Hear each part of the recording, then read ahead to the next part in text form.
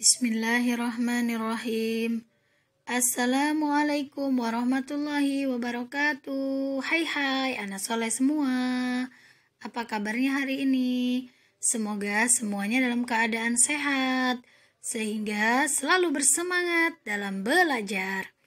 Anak soleh, kita lanjutkan materi hari ini. Masih di tema 1, subtema 1, pembelajaran 4 dan 5. Anak soleh, buka bukunya halaman 16 sampai 19. Materi kita hari ini gagasan pokok dan gagasan pendukung dalam bentuk peta pikiran.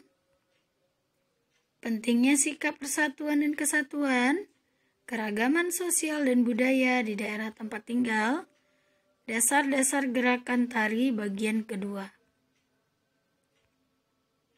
Tujuan pembelajaran hari ini diharapkan siswa dapat menyajikan gagasan pokok dan gagasan pendukung dalam bentuk peta pikiran, menjelaskan contoh-contoh sikap menjaga persatuan dan kesatuan, menceritakan keragaman sosial dan budaya provinsi setempat, mempraktekkan gerak dasar tari daerah.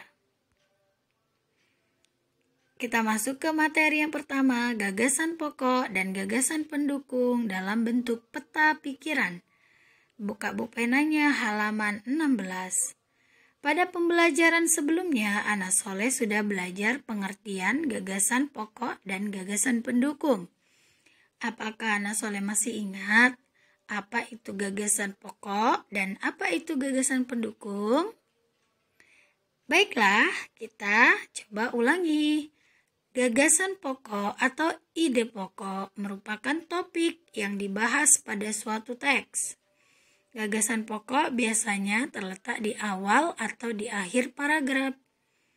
Sedangkan gagasan pendukung atau bisa juga disebut kalimat penjelas merupakan kalimat atau uraian atau informasi tambahan yang menjelaskan gagasan pokok. Gagasan pendukung terletak setelah gagasan pokok atau bisa juga sebelum gagasan pokok. Gagasan pokok dan gagasan pendukung yang telah kita temukan dari suatu teks dapat kita sajikan menjadi peta pikiran. Apa itu peta pikiran? Peta pikiran merupakan cara menuangkan informasi yang diperoleh ke dalam bentuk diagram.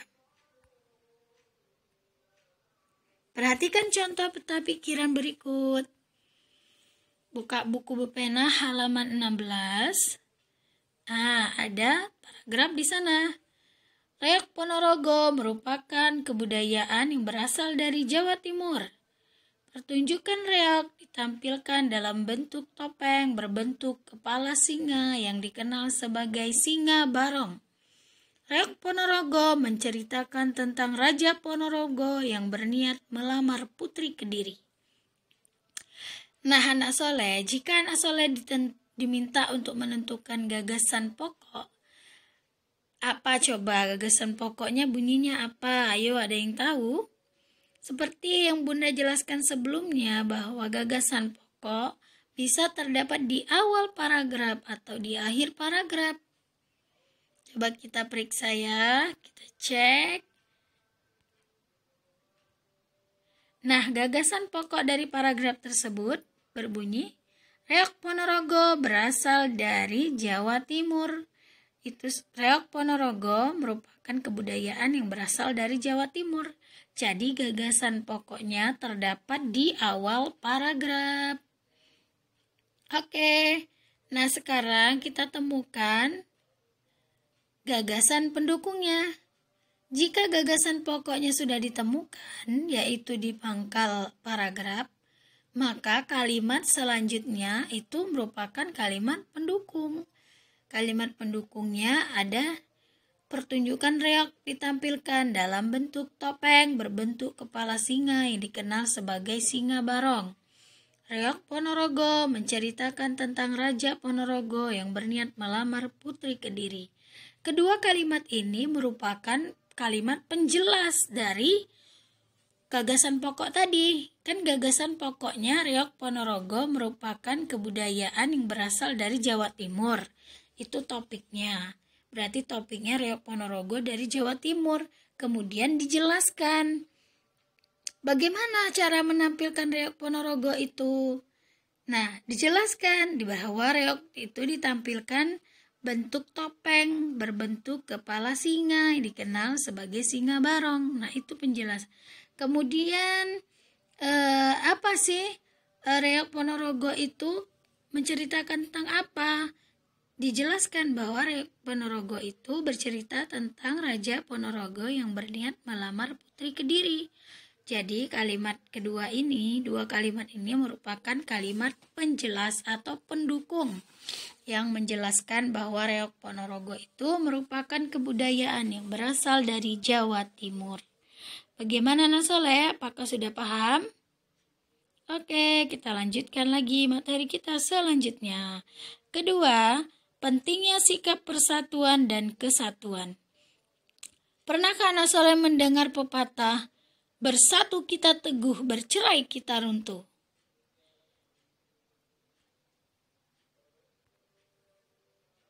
Sesuatu akan berhasil apabila dikerjakan secara bersama-sama atau gotong royong. Jadi Anak Soleh pernah lihat sapu lidi? Nah, jika Anak Soleh lihat sapu lidi itu, sapu lidi bisa kuat, bisa kita gunakan untuk menyapu atau membersihkan sesuatu karena sapu lidi itu bersatu antara lidi-lidi yang satu sama lidi-lidi yang lain. Coba bayangkan kalau sapu lidinya hanya satu, tidak menyatu, maka tidak menjadi kuat dan tidak bisa berfungsi. Begitu juga dengan bangsa Indonesia. Bangsa Indonesia akan runtuh dan bercerai-berai jika kita tidak bersatu. Kita ambil contoh nih, misal di dalam kelas, Anak Soleh ada ditugaskan piket kan setiap harinya 3 orang misal. Nah itu bayangkan kalau yang kerja setiap hari yang piket cuma 1 orang. Apakah pekerjaannya akan cepat selesai? Atau lebih cepat jika dikerjakan bertiga secara bersama-sama atau gotong royong? Ya betul, jadi pekerjaan itu akan terasa ringan dan maksimal jika kita kerjakan secara bersama-sama atau gotong royong. Contohnya lagi di lingkungan rumahnya Anak Soleh, misal ada kerja bakti membersihkan saluran air atau membersihkan lingkungan tempat tinggal. Coba bayangkan kalau yang bekerja itu hanya 1 orang, maka pekerjaannya akan lambat selesai dan tidak maksimal hasilnya. Tapi jika kita kerjakan secara bergotong royong, maka pekerjaan yang berat akan menjadi ringan dan akan cepat selesainya. Paham Anak Soleh? Jadi kita harus bersatu, tidak boleh bercerai-berai. Bersatu kita teguh, bercerai kita runtuh. Nah Anak Soleh, ada lagi semboyan yang kedua, Bhinneka Tunggal Ika. Apakah Anak Soleh sudah pernah mendengar semboyan ini? Bhinneka Tunggal Ika itu artinya berbeda-beda tapi tetap satu jua. Berbeda-beda tetapi tetap satu. Apa maknanya? Seperti yang sudah Bunda jelaskan sebelumnya, bahwa Indonesia memiliki keberagaman budaya, keberagaman adat istiadat. Kita berbeda-beda loh. Ada yang berasal dari Jawa, ada yang dari Papua, ada yang dari Kalimantan, ada yang kulit putih, ada yang kulitnya kurang putih. Kita berbeda-beda, tetapi kita tetap satu. Satu dalam bahasa Indonesia, dalam bangsa Indonesia, dan dalam tanah air Indonesia. Jadi kita adalah satu bangsa, satu bahasa, dan satu tanah air. Berbeda-beda tetapi tetap satu jua. Itu Bhinneka Tunggal Ika. Kemudian Anak Soleh sangat penting bagi kita untuk menjaga persatuan dan kesatuan bangsa. Berikut contoh sikap yang bisa kita lakukan atau kita tunjukkan yang mencerminkan persatuan dan kesatuan. Yang pertama, anak soleh menghormati teman yang beribadah. Kemudian tidak membeda-bedakan teman. Menghormati teman yang sedang menyampaikan pendapat. Meminta maaf jika melakukan kesalahan. Menghormati keragaman budaya lain. Nah, ini beberapa sikap yang bisa kita tunjukkan atau kita terapkan untuk menjaga persatuan dan kesatuan bangsa Indonesia. Nah, soleh, kita lanjut di pembelajaran 5. Apakah anak soleh sudah tahu apakah itu keberagaman budaya? Nah, jadi keragaman budaya berarti memiliki budaya lebih dari satu atau bermacam-macam budaya. Contohnya Indonesia mempunyai banyak provinsi di mana di dalamnya terdapat berbagai macam suku, tarian, makanan khas, adat istiadat, kesenian daerah, dan lain-lain.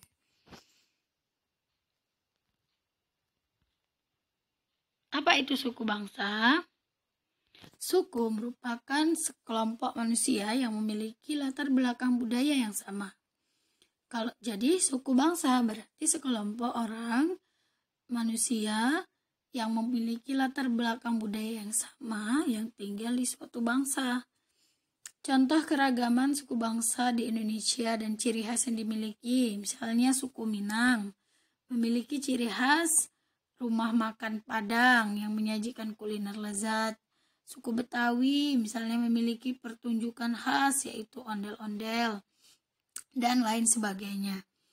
Ada banyak suku di Indonesia, misalnya ada suku Jawa, kemudian suku Betawi, ada suku Asmat, suku Sunda, suku Minang, suku Toraja, dan lain sebagainya.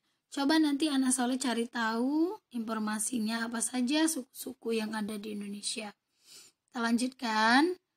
Kemudian gerak dasar tari daerah.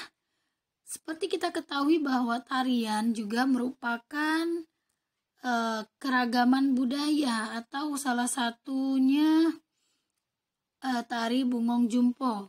Seperti yang pertemuan pada minggu lalu, anak soleh sudah belajar gerak dasar tari Bungong Jumpo tapi dalam posisi berdiri. Nah, kali ini kita akan mengenal gerak dasar tari daerah Bungong Jumpo dalam keadaan duduk atau posisi duduk.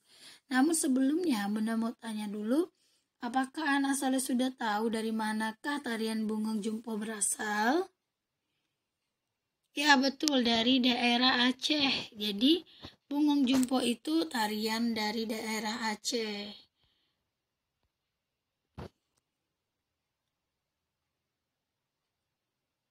Tahukah anak soleh bahwa Bungong Jumpo adalah bunga kebanggaan masyarakat Aceh.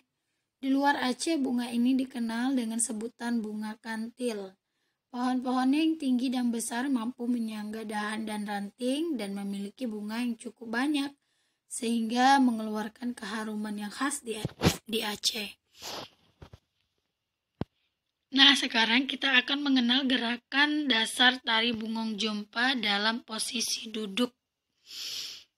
Gerakan yang pertama, coba anak soleh perhatikan gambar, yaitu ada kepala menoleh ke kanan, letakkan tangan kanan di bahu dan tangan kiri di paha, tepuk 2 kali secara bersamaan. Lakukan secara bergantian kanan dan kiri dengan hitungan 4 kali 8. Gerakan kedua bisa anak soleh perhatikan seperti itu. Lipat tangan seperti pada contoh. Lakukan secara bergantian, tangan kanan lalu tangan kiri, hitungan 4 kali 8. Gerakan ketiga seperti itu. Tepukkan tangan ke depan, kemudian di depan dada dan di atas kepala, hitungan 4 kali 8. Gerakan yang keempat Seperti pada gambar, badan membungkuk agak serong dan kedua tangan memegang lantai. Dimulai dari posisi kanan lalu kiri. Hitungan 2 kali 8.